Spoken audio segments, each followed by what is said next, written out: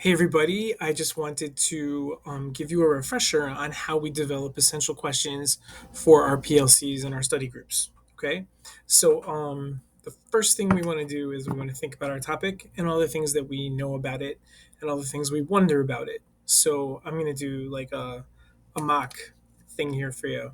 Okay, so the first thing we want to do is just kind of jot down the things that we know and the things that we wonder.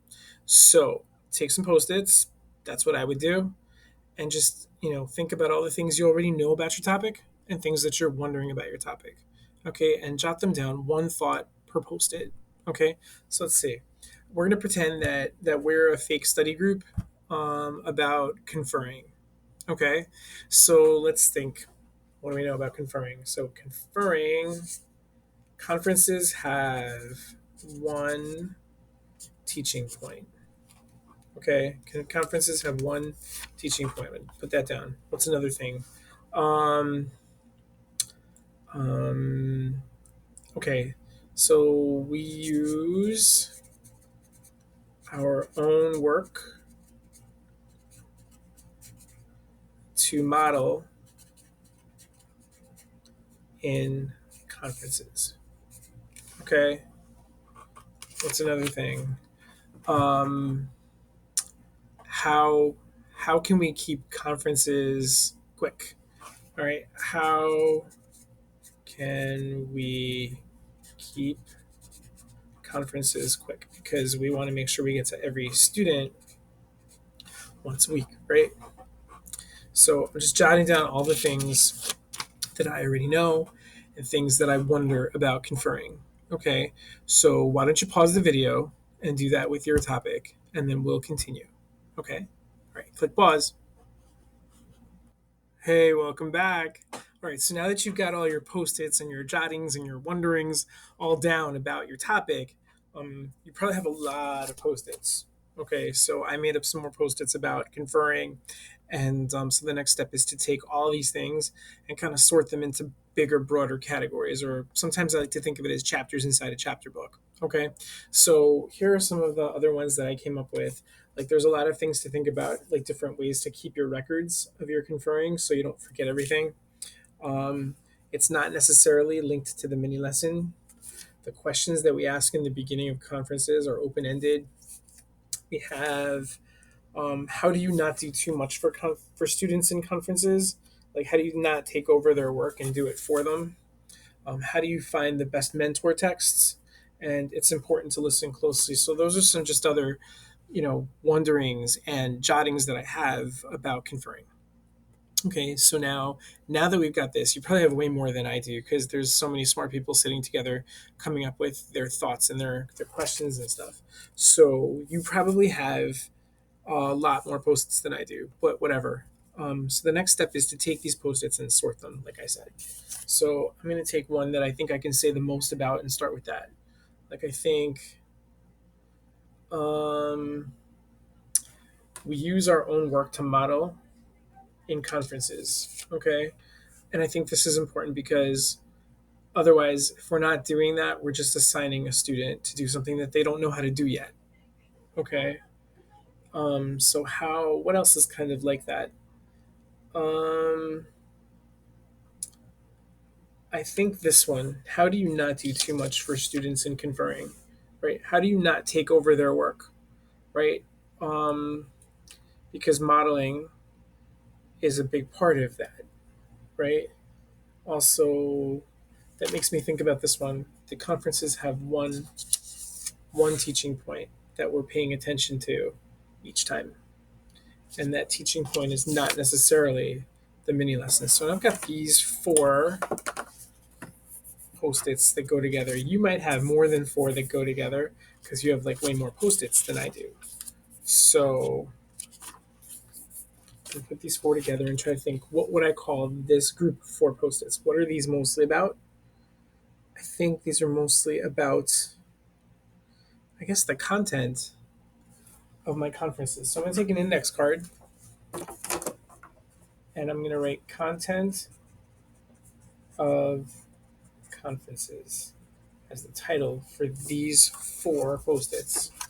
Okay, and then I go back and I look and see the rest of my post-its, and think, well, what are these about? Like I might come up with like the tools that are used in conferences. I might come up with managing my conferences, right? I'm going to come up with whatever topics I see kind of going throughout my post-its, and I'm going to label them as something. And you'll probably end up with 4 or 5 different labels or index cards. Okay. So why don't you go do that now? Sort your post-its and see what major categories they fall into, and then we'll continue. Okay. So click pause. I know I will, and then come back. I know I will. Hi, me again. So now that you've done that, you've taken your post-its and you've sorted them into categories. It's time to start thinking about what are we going to be thinking about, right? And so we want to develop essential questions that are going to kind of drive our study group. Okay, so let's think about what essential questions are and what they're not. Essential questions are not something that you can just quickly find one correct answer to. Essential questions are kind of like those thick questions that are really easy to have a long discussion about, right? And essential questions are the kind of questions that give you lots of things to think. Okay, essential questions are kind of, they often start with the words how or why, because those are really broad question words. Okay, how or why, but that doesn't mean they all do.